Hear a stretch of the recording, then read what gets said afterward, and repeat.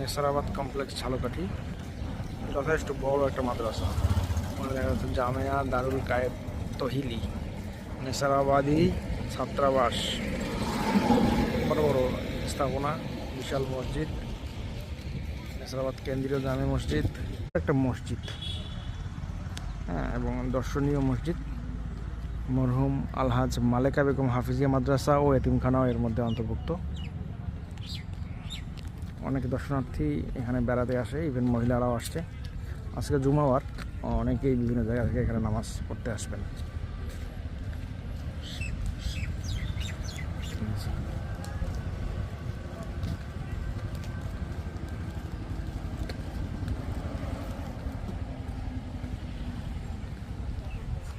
মসজিদের মূল ফটকের কাছাকাছি আমরা।